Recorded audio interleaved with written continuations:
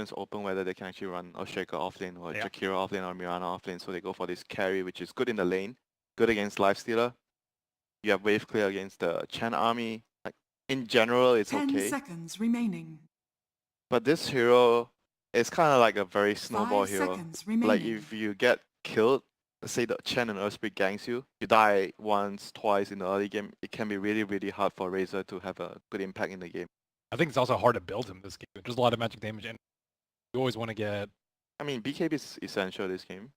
Yeah, but not first item. What do you do before that, too? I've seen a lot of different builds, like 4-staff Solar Crest that we saw yesterday. We've seen some Hood builds, but I don't... What do you like about the Hood build this game? Do you actually think it actually can work against the Earthspirit Park and try to delay your BKB? Or not? Or even get the Hood and skip BKB? I think it's good if there's a lot of teamfight going on. And get like some Halberd, Solar Crest against the Lifestealer. Yeah, I would prefer... But it's also a problem because you want to force that. What if they just don't jump you? And you just jump your Mirana? And Mirana's unlikely to... That's one of the problems. Like, you need to force that, but you also need damage, and you also need armor / mag. I don't know. It's always tough building. Just go with drums and see how things goes. Like a lot of also pretty safe. I mean, a lot of players actually do that. They just build the drums. They look at the game. Okay, game's going good, so maybe I can get an offensive item. Oh, game's not going so well, so I probably have to build some defensive items. So they ban out the AM. So they're actually thinking it's possible that the Razor's gonna be mid and they're gonna pick up some other big hero and Shaker or Jakir, or Mirana. One of those heroes would be their offlaner. It's a very flexible draft so far. Yeah, but they can move stuff around. But I think Ice, because I understand Ice pretty well, I think he doesn't like to play the first three heroes. He can play the heroes, but he doesn't like to play the first three heroes as much. So he probably will be asking for another hero unless the drafter insists. This game you're playing offlane this hero. I am picking another hero for another. You can still play Veno. No, Veno's back. Yeah, first back. Oh. Okay. You need glasses, bro. It's like the light is like. It's a long way away as well, Ben. Like he's like a Timber Veno player. That's his jam. He's like gonna play some weird hero, maybe some Naga Siren. I've seen them actually run like offlane Naga. Naga's quite good against Lifestealer. And they have like a lot of wave clear, so they might go for like a heavy offlane, like heavy farming offlaner, and try to stall out the game against the Chen. But you know my priority pick here, if I'm drafting. Underlord #1, baby. Oh, so he's gonna play the Razor? Wait, no, okay, no, Razor's mid. Mushi's playing the Venge. And he's gonna play one of the other three heroes. Probably the Mirana. I think he's gonna play Mirana. I think he's playing Mirana. 10 seconds. I've seen him like I remember this one game that he actually played Razor, but I'm not a big fan of Razor offlane. None of these heroes close to what you usually play recently. I guess he's gonna play the Mirana. Ninja Boo is gonna play. Mike's gonna play the Jakir. Then Jep's gonna play. I think that's how they're gonna organize things, probably. We'll see. Yeah. There's quite a lot of choices in there, that's for sure. Final pick. Choose your hero. That's the. Will be Alina. Dendy's been playing that hero. Like it's just a start at the like Navi lineup. See, I didn't see. Did you see? Yeah, see what Ice? Mushi was playing Venge. Yeah, Mushi was Venge. Right. I don't know what Ice is playing, but I think I actually kind of like Navi's heroes more. I think they're a team that sticks to their guns. They don't really like to change much. It was more like a Navi lineup. Yeah, and the other side feels like Ice is gonna be playing. Guys, I don't really like this hero, so I think they're probably gonna lose. Okay, all right. So Navi for winter. I'm also gonna go with Navi. I don't think that Mineski have good ways to deal with Chen. Okay. Early on, get out of control. All right, out of control Chen. Let's find out as we head into game number 1 and our commentary team for this one. That's right, for the panel here into the casting desk, we're back for the second series. We heard, of course, the panel backing their predictions. Blitz, in your expert 0 and 3 opinion, who do you think actually went out in the draft? Prepare for battle.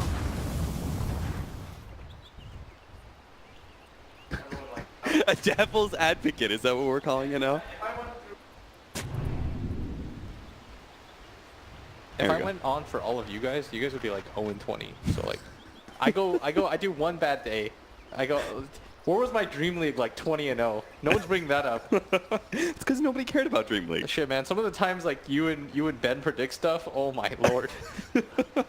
That's why I had to come back to casting. Some of those predictions, I was like, I am back on my way, Cap. Let me salvage this for you. You had to save me from myself. Is that it? Man, I watched you at like at TI. Oh, that was some rough stuff. I had my boy Trascal. There's like 2 minutes of analysis and analysis, and I was like, the bad signal's been raised. Like,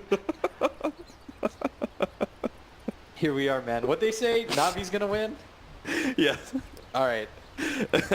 That's an easy one. Mineski all the way. You're down with the Razor Vengeful Spirit draft. Didn't you just say Vengeful Spirit, garbage hero? Razor and Venge are like my 2 least favorite heroes, but I feel like I've got to take a stand. This has nothing to do with the draft and more to do with the message you're trying to send. Anything you guys say, I'm just gonna take the opposite side of. Predictions.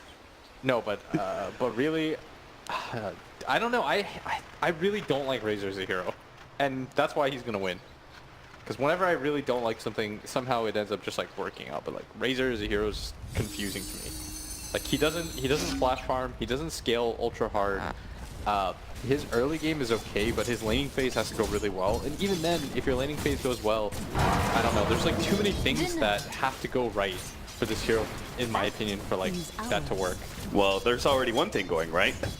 Crystallize is having to make the long trek up the top lane just to avoid being against the Razor. So Mineski should be pretty well set up for the laning phase. If Moon can somehow manage to win mid against Alina, which is unlikely as a Mirana, right? It's okay, but I think Denny Lena's just like been on fire, no pun, for the last like 3 games that I've seen it. He almost always has a top net worth. I think it's just a hero that he's really comfortable with in this meta. Like not a lot of people play it anymore for good reason, but it seems like Navi's able to make that playstyle work a little bit better. It's getting that big push in. Mirana's going to have a hard time last hitting underneath that tower, but the aggro dual lane, I should say, of Mineski should be able to fare pretty well. Yeah. So top lane, they are going to go for Seneko here. Looks like they caught him out trying to wrap around behind the jungle area, and he is done. See, I told you, man. Mineski off to a good start. This bottom lane, Razor's doing just fine. This Enchantress hasn't had a lot to do yet. So if the laning phase is going to go really well for Mineski, I actually want to reference our last series here. EG was able to stabilize off of a bad laning phase. What did they do that most of the other teams have not been able to do so far? It seems like all the games we've been watching, laning phase goes really well. Game is pretty much decided from there. I think it's a different last game because their high ground potential is just kind of bad in last game. Yeah. Like you had that Repel Broodmother, but I think I've told you in the past, like I'm not Broodmother as a hero, like in the ultra late, feels really bad because her abilities are just like scaled off her right clicking. Right. But she doesn't have a natural disable or the ability to gap close. So when you don't have either of those things, you're just going to have some difficulties as the game progresses. Yeah, we saw them having to pick up both Blink Daggers on Bloodseeker and on Broodmother just to try and curb some of that weakness. Yeah, and that feels really bad. But Razor kind of has that same issue. I guess his ability to go high ground is a bit better because he's just naturally a range hero, right? So you've got that advantage, but... oh, nice block off here, but the arrow is not going to land. Dendy's going to be able to sidestep that one. That would have been a big kill. But maybe Navi just wins this because this Lina goes ham. Like, the benefit of Lina, and the reason why I think it benefits Navi especially is, like, she's going to go Bloodstone, and if you look at Mineski's catch, it's pretty limited. So maybe if she just gets farm, gets a Bloodstone, it's not the first kill that matters. It's like you have to kill her 2 or 3 times, lower charges. Mushi manages to bait out the rage use of the Lifestealer with faking out Magic Missile. He seemed to be pretty okay with not having the Razor matched up against Crystallize. They're not going to be playing that chasing game and trying to always lock down a matchup that is favorable for them, because it seems like this defensive dual lane / tri lane that sometimes ends up being is still good enough against the Lifestealer. And it's up to Roger to really offset this laning phase, since he is the 4 position that's able to take advantage of the jungle. He's got to try and find a win here, and not just killing a support. He needs a big core kill, but I'm not sure where he goes to find that. Yeah, he's headed down bottom. Like he might even run into jabs here, which would be ideal as the Razor Went back to base, exercise. Now he's going to TP in. And they only have like one playmaker. It's Jabs, who went off in the last tournament, but we'll see how much they adjusted. Because I think they learned a lot from that Dire's last. middle tower is All under right, we've got 4 boulders we can throw. If Roger actually gets this one, there goes out the first one. Second one, gonna be followed up, and they have the Earth Spirit here, so it's just stones galore. 1-1 now, as they finally do manage to find that rotation, but it was a big one. The Razor, who's been kind of free farming this bottom lane, is sent back to base once again. Actually, I say free farming, he's not at all. He's 7-4. It looks like the Puck was owning that lane. Yeah, Puck's doing fine. Like, beginning was a little bit rough, but he's got to play back for the most part. But this is just like Mineski styles. Like, they picked 3 cores, kind of greedy. Remember that time they had like Ice Arc Warden? Yeah. Maybe one of them comes online. That's the gamble. Dire's bottom tower is under And attack. who is that one? Is it Mushi's Vengeful Spirit? I mean, Bushi's doing great. Like, the thing that I think hurt Na'Vi in the long run at the tournament was, so far what I've seen them play is they're like weird lane swap shenanigans where, like, poor Crystallize, man, like he hasn't had a normal, like, I don't even know if I call him like a safe laner anymore. He's like a weird Carmen Sandiego-esque player who just like travels around the map and it's like, I guess this is my new home. Like, I don't think this guy has played the same lane consecutively in such a long time. Yeah, every single time he just seems to get relocated around. But it also speaks to like how they trust him to make the comeback. It's like, Crystallize, just kind of tank like the worst lane. Like, what's the worst thing that can happen to you, man? Well, you'll catch up. Like, don't worry about it. Like, And this is all to whose benefit? Do you think this benefits Dendi quite a lot? This is meant to benefit Dendi, and it's meant to kind of shift the support focus all the time from Mineski, so that Dendi gets a clean 1v1, which is often what happens. So you can't really blame Crystallize if the game goes wrong. Nukes going on ice here. Trying to slow him down. They're going to orb in front, but that would be a dangerous position. Jabs is already set up there. They're going to be able to start getting the drain on the general. It doesn't have a whole lot of mana to work with and no phase shift level. So now they're going to start working on Roger. He does manage to get the courier kill, but it may not be worth it, as he's probably going to be dying here. The Razor, a double kill for the Razor. Really great comeback for him. After that gank. I really feel like, Cap, that they shouldn't have done that. I think that was just a little bit too over-aggressive. They felt like they had to make some kind of play. Like, the puck jaunts into it, and at that point, it's like, up the top. Ninja Boogie gonna be gone. A great kick from Seneko. Gonna nail both Ninja Boogie and Bushi, but they do manage to slow down Crystallize, slow down that damage, and with the missed roll in from Seneko, Ninja Boogie is gonna be able to stay ahead of one step ahead of all of these spells. No Satyr Blast, no roll in from the Earth Spirit, and he is able to survive. Yeah, that was pretty significant that they can't kill him in that rage timing. But that's kind of expected, right? Jakiro's one of the more tanky 5 position heroes, like 800 HP, 3 armor, somewhat okay-ish move speed.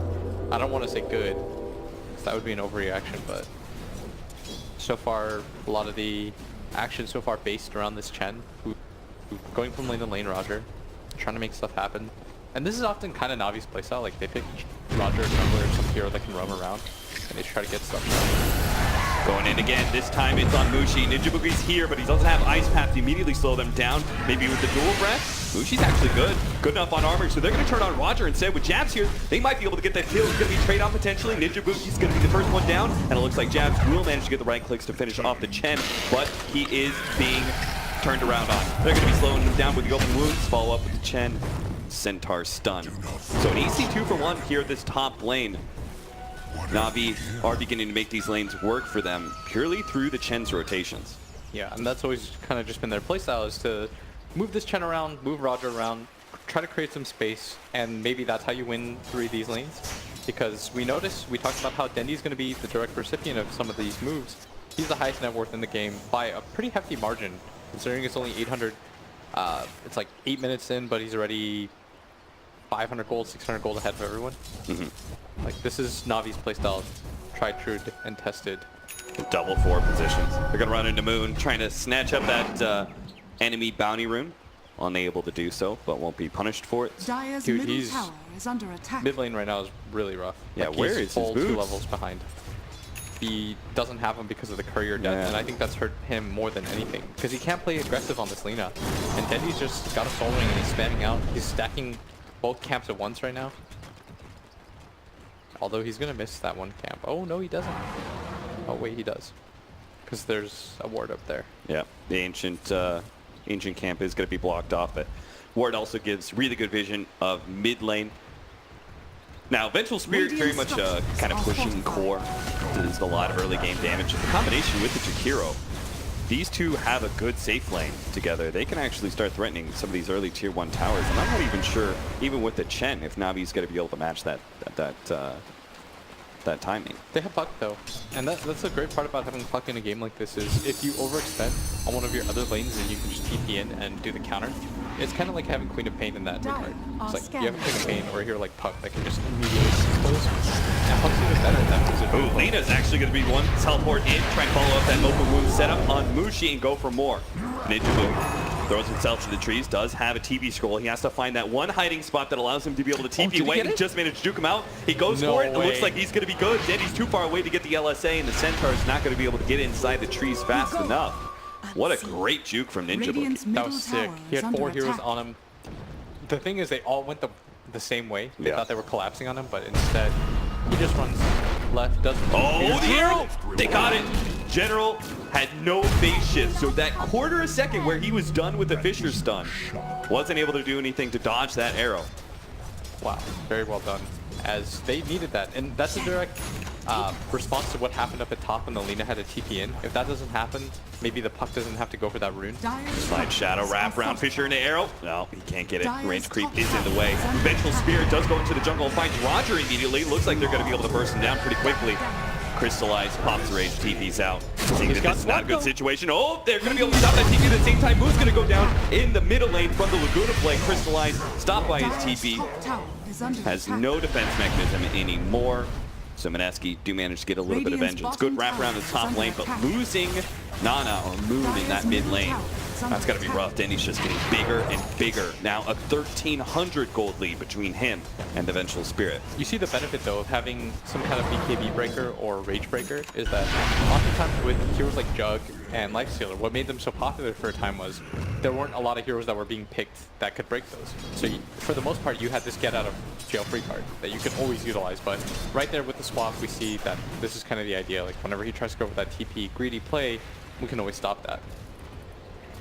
Radiant's top they tower really is need to under stop attack. Denny though, and this is such a fast blink dagger on the Earthshaker. 11 minutes in, Jabs already has it.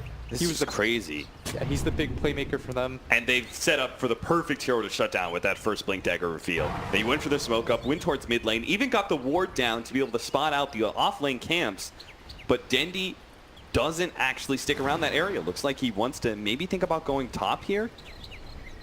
Yeah, and they're going to spot both Roger and Denny, but Denny's like the real target. All right, they're going to go for Roger, but Denny finally showed up a little bit too late. Mineski have already made their commitment, not going to be able to do anything about that one. Has to back themselves away. The Chen popping his level 6, getting that heal off. They got the boulders too, but there's one, and unable to do so. And meanwhile, at the same time, Ice does go down at bottom lane, but that's the reveal of the blink dagger. Pretty significant, although he's revealing that he's got an 11-minute blink dagger. I don't think he cares too much. It's still pretty rough not being able to get that key kill. Because he just as easily could have gone bottom lane and killed the Lifestealer, but they said, Denny's the most important person right now. He is absolutely free farming. We got to get that kill. Yeah. Got to keep him from being able to pick up that early bloodstone. There is something to be said though, like when you're really that far ahead, you kind of know that the radar's on you. Yeah. Like, oftentimes when you play these snowballing mids like Storm or Lina, or Queen of Pain or Essa, you know that the next gank is coming. And that's why he just backed up, played really safe. Like a lot of people would be like, that kind of deviates from the pattern that Denny's shown. Like he usually shoves out the lanes, but I think he understands like, I'm really far ahead. What I have to do is not throw away this lead. Radiant's bottom At the same time, tower is Jabs, under like that was attack. kind of a desperation play because he didn't even have Echo. And they also shot the arrow early. So Radiant's at bottom best, tower that's like, has fallen. that's a very hopeful kill. Mineski do manage to take the tier 1 safe lane away from Nagi. Not trying to contest it whatsoever, focusing all their energy on mid and attempt to be able to kill whatever hero. Nice Fisher, it actually blocks out Crystallize really well. In the Moonlight Shadow, they will manage to get the Jakiro out of danger. Ice does manage to spot this ancient, not even going to say stack, just a single camp that's being cleared by Tornado. That was slowly but surely. That was such a sick fissure. And if you just take a look at the net worth for a long time now, this Earthshaker has avoided this Life Stealer.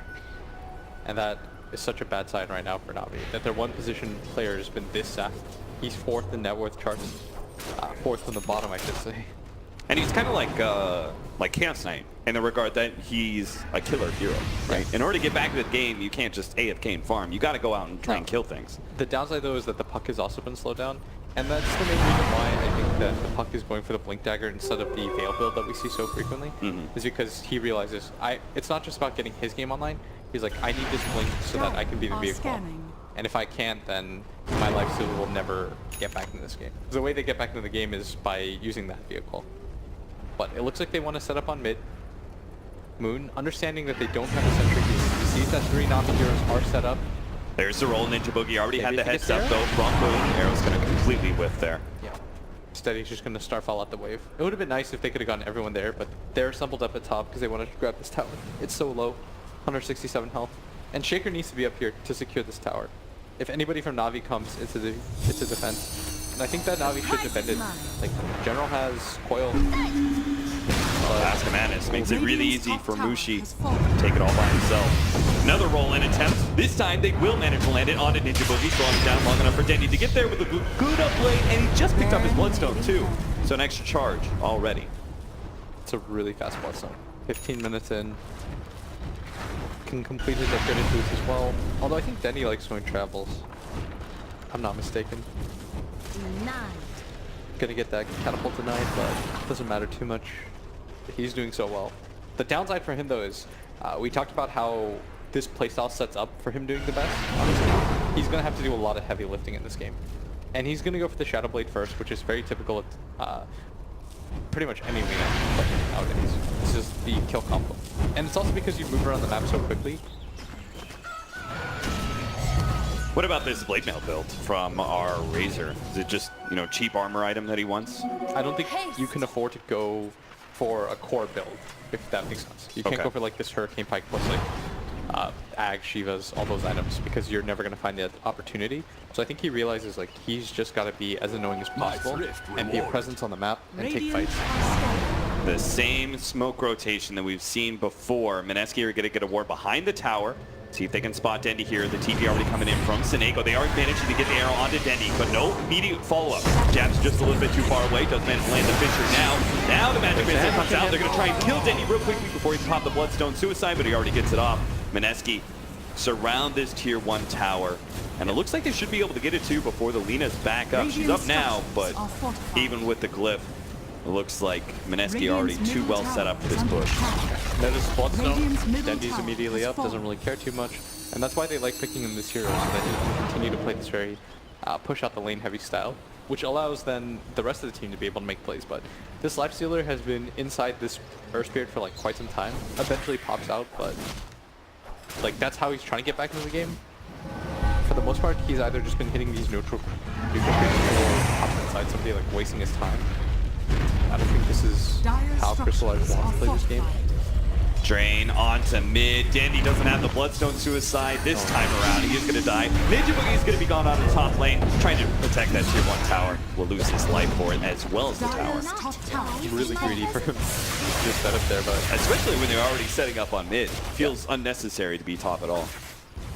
And I think you know this play is like, if you're going to make a play at the same time, you move back at the same time that play's being made, so that you haven't tipped it off, and now you can say like, okay, now it's obvious that we're going for this play. I should start running. Because if Navi doesn't get a rebuttal kill there, then it was all for nothing. But they get a kill and a tower. Nice by them. Ice almost.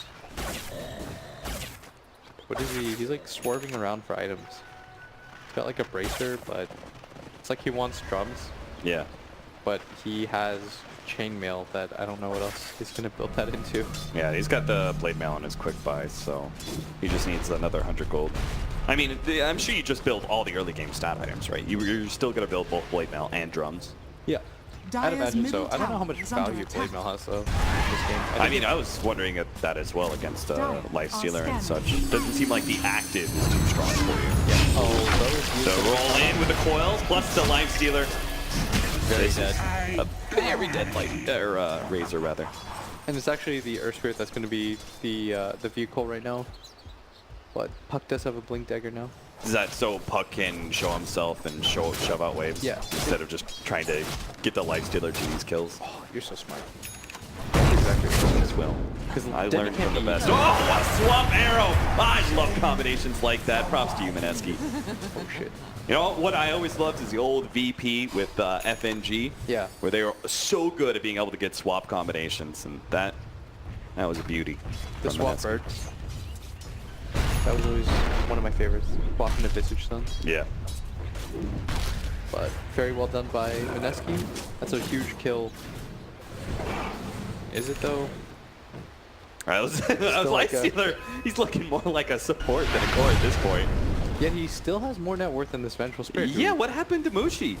I don't know. Mushi hasn't even died. He got the Mask of Madness and everything. Oh, Isn't no, that no, supposed no. to be a good farming He's item? good. He's good. He's good.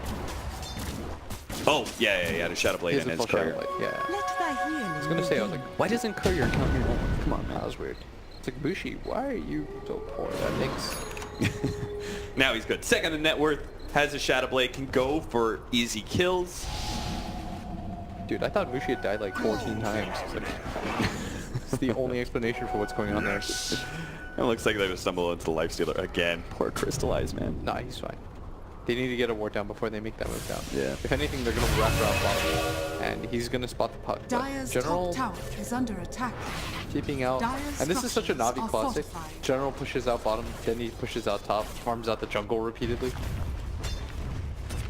Yeah, that's what you're talking about. So like the whole Dendi mid situation, right? His team creates all the space in the world Yeah. for him in the laning phase, and then he in turn has to return the favor by aggressively shoving out waves and giving Crystallize time to recover. But he's not exactly in the position that he normally is. Like, this is a 5 Bloodstone charge Lina. He still has a lot of net worth. But they're gonna go for the shot, and I'm not sure if Mineski realizes this. They should.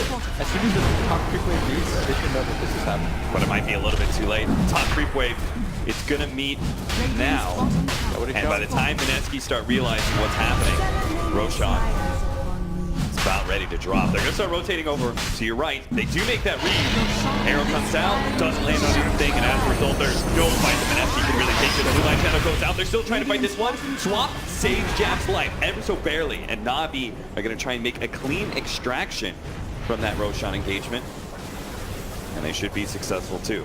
Yeah, that was really intelligent move by Na'Vi. They push out the top lane really aggressively. They know that the wave won't be for a few seconds. And oftentimes Radiant's response to that is, we're going to push out top ourselves, right?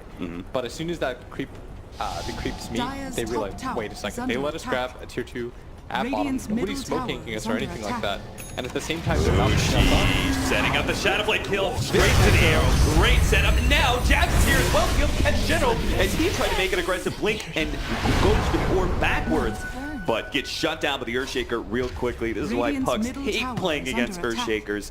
Instant long-term stun. And Na'Vi thought that because they had the Aegis, they're like, there's absolutely no way that Mineski's going to take this fight. Because that's usually what Aegis affords you is this time. But we talked about it, how you don't want to immediately go for these like 3 or 5 man plays when you have the Aegis. You want to try to get a little bit more map control on the map. And instead, you waste 2 minutes of the Aegis now just with people being dead. And honestly, Mineski's lineup isn't supposed to slow down ever, right? No. At this point in time, they should never be like, oh, we can't fight. Yeah, they should. Even against an Aegis. They shouldn't mind that too much at all. Because the rest of the heroes on Na'Vi are so weak that as soon as they catch any sort of break in terms of numbers advantage, they should just Radiant's go for it. top tower is under Like, attack. Crystallize is kind of catching up, but the Puck's just like dipping further and further. Ooh. Ice? Not drums. It wasn't drums, apparently, but it was around Aegis. Casual rod. Very nice. Okay. So some long range catch. Jakiro barely getting away there. TP out. And with the Chen down, looks like Mineski are going to roll up on a tier 2.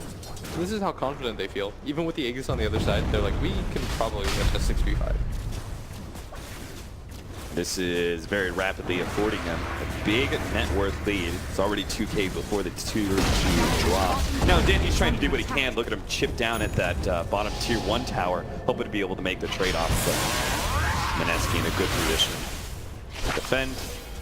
Dire are scanning. Oh, trying to set this one up. The USS hero right behind the ice path goes out, immediately catching Dendi as he attempts to go for the LSA. Looks like Ice. Bit too fast for Dendy here. Barely. Oh, another setup. Barely. No, Lifestealer. He's a little bit scared of moving forward. I would be too. Between the combinations of Moonlight Shadow Ganks and now the Shadow Blade for the Vengeful Spirit. Rage is simply not a good protector for this Lifestealer. They smoke though. They're trying to run into somebody, and Mushi might actually be the one to break it. Finds the Chen, and now they're playing like crazy. Ooh! They're gonna go on to Ice here. Managed to see a lot of damage away from Sineko, but can't turn around on Crystallize. A little bit too low, and Coil's gonna be able to catch him. So they do manage to get that kill at the same time. Dendy goes down at top. And they're gonna go for the extra kill here. Yeah, Roger went down too. Do they have... Oh no, we even see a Chan Totem stun, but it shouldn't matter. They got the Fissure. We're all good. They're still gonna be able to pick up that kill. Back over to Ninja Boogie. He's being chased down underneath his tier 1 tower. Didn't have any counter vision for the Moonlight Shadow. The Ice Path setup. They get the macro fire. These allies are on their way, but they're not gonna be here fast enough. Finally, Sineko throws out the dust. There's no invis here, my friend. Maybe he thought Mushi's Vengeful Spirit was around, but instead it's going to be Jabs and Moon are going to be the first ones here. Slowing down Crystalline, managing to get the Fuse Blade into the arrow, cutting him down. So Ninja Boogie completely sacrificing himself to be able to slow down Na'Vi members for the rest of his allies to get there, and they certainly do clean up the kills. At the same time, I'm not even sure if it's worth it for Jakir to die to the Lifestealer. Like, that's how far ahead they are. He's like, so far down. Look at the swing and goal. It actually cost them more. 400 versus the 300. Like, any kill right now for Na'Vi matters, and the laning phases for them just went so poorly. The mid game was almost all Mineski. I still don't understand how Jabs had such a fast Blink Dagger, but now he's made so many plays as a result of it. I was going to say he has a Yasha, but he was just delivering the Mirana. It's not really risking the career at this point. Okay, we can say it's worth it some of these times, but eventually Lifestealer has to become a real hero, He right? really needs more items. 7,000 net worth one. He's only sitting on an armlet at 26 minutes. Yeah. Like, it can't be just Alina carrying this weight, and I mean, you can't really... Lena's on 3 Bloodstone charges. The problem is like, I can't really blame him. This is... Yeah. It's just kind of the cards that he was dealt. I don't know how he's supposed to recover in a game like this, because he has nowhere to farm, really. So who is it on for Na'Vi? Like, I don't know. This looks like a who's team, not been pulling their weight when This it comes looks like to... a team, like a lot of team errors so far. Like, after the Roshan, that fight at top, or that engagement at top was just really rough for them. Like, they can't afford that. And Debbie might just... Great setup. Fissure into Enchant. 2 Bloodstone charges. Now they're still going to try and fight this one. Mushi actually goes for the swap. He's got the BKB, so he's good with fighting right in the face of Na'Vi. Na'Vi shrink under the pressure there. Have to back up to their tier 3 and give up all these outer towers, it seems. Mineski are just going to go straight for the high ground. With 40 seconds left on Dendy's death timer. I thought they were going to go for the tier 2 at top, but instead... No, I think they're so strong. They've got 3 range heroes. They've got the Benjara. Look at how quickly they take this. Master Madness pops. This tier 3 tower is going to go down in a very short while. I think Racks are going to follow too. Even if they had buyback, I don't even know if it's worth expending it. General, he's so scared of initiating because he knows don't get swapped. Jabs is able to just blink Deco. They do try and go for an offensive play here. Yeah, don't get swapped, don't get stunned. But that's so much harder of a task. And that's why I was a little bit more confident, because even if like you have this Razor that I'm not a big fan of, like the rest of the heroes are just so good. The way to start a fight is so strong right now on the side of Mineski. Like, you know, Na'Vi right now are just getting run rough shots. And with the laning setups going the way that they did, they weren't really able to recover these heroes. Like, it was kind of the situation where Roger had to create a lot of space, and if he didn't, then the game was instantly really difficult for Na'Vi. Because they were naturally just going to lose 2 lanes. They felt confident that their Mirana could recover, and they just kept ganking the Lina. Like, as soon as Jabs got Blink Dagger, Dendy could no longer play that sort of Dendy style where he shows in that top. He just gets echoed. So what are you going to do as Dendy? You're just going to farm off neutrals and kind of safely push, but that's not going to afford much space to anybody on the side of Na'Vi. You've seen Mineski routinely smoking and going for aggressive invasions and really going undetected most of the times, just because the lanes haven't been in a good position for Na'Vi. Yeah, they need this puck to like continuously shove in the lane. They need the Lina to continuously shove in top lane. But Mineski are just so punishing. Anytime anybody shows on the map, just like Jabs is like Blink Echo. Who else is here with me? Oh, Mirana? Okay, well, you're dead then. They're going to have a Shadow Blade for him soon, so all the Invis initiators. Yeah, this is so rough. Like, you don't have gold, so you can't really play, like, place the sentry game everywhere. And you're not playing aggressively enough, so you also can't do the same thing. Like, you have to play against this Mirana Invis, so you need sentries everywhere. You need dust. And we're about to hit our big mid-game swing for Mineski, where we've got BKBs, and they're pretty much unstoppable. No real disables from Navi to be able to lock him down. Dude, Mineski looked even better. We talked about on the pregame shows, like, okay, so they all played a previous tournament just like a few days ago. How does it impact them? Like, certain teams will play the same playstyle and try to like tweak things, and other teams will like get figured out. And you think Navi is playing the same playstyle? I think Navi's playing the same playstyle, and I think Mineski's playing even faster. Okay. That was the really interesting thing about that series, is that was that first game, right, where Navi was it them who were playing like super aggressive between their 2-4 positions and just moving all around the map, and Mineski was keeping up with them. And now it seems like Mineski's actually overtaking them when it comes to speed. Complexity? Yeah, it But, I mean, comparisons can be made in general. Yeah. Just like, Navi, for the most part, they were looking to fight. But when they play this split push game, like when they're forced into that kind of split push game, I almost always see them lose. Yeah, it's not a good look for Navi, for sure. It feels like they need the ability to like go well in the early phase and then take these fights. But when they're kind of like put in this position where they're just like sucked out in farm and they can't go anywhere, and so they have to do this thing where like General takes one side of the map and then he takes another. Like, I think I've seen them do it 3 times, and it's pretty effective, but the really fast teams like Mineski are just like, they're punishing for every single time. Like, Dendi's got 2 Bloodstone charges right now. Inherently, Chen is not going to be a good hero for this type of style, right? Like, he doesn't really give you the ganking options to be able to pick apart heroes when they are split up. And he doesn't really push in lanes too well for you either. Now that he's got Aghanim Scepter, he does have a dragon who can always push out a wave. It's kind of a bother, too, to lose with your Chen strat. Because it's no longer a tool that you have in that drafting phase. The benefit of like certain heroes is like you want them to have this unbeatable RR, right? Yeah. Like for EG, it's a huge boon for them to have this Earth Spirit, or not the Earth Spirit, the Wisp in the back pocket, because that's like your trump card. You feel very confident. And for a while, for Navi, it was these junglers, right? Like you play these junglers on the side of Navi, and you feel like you can't really be touched. But losing kind of that drafting advantage for we don't really care that much. There's that Rock Base in play. They're not just going to get the Chen, they're going to get the Chen's creeps as well. Yeah. Those are ancients too. Those are just so annoying. Shakiro caught in the bottom lane. General setting up for this for quite some time.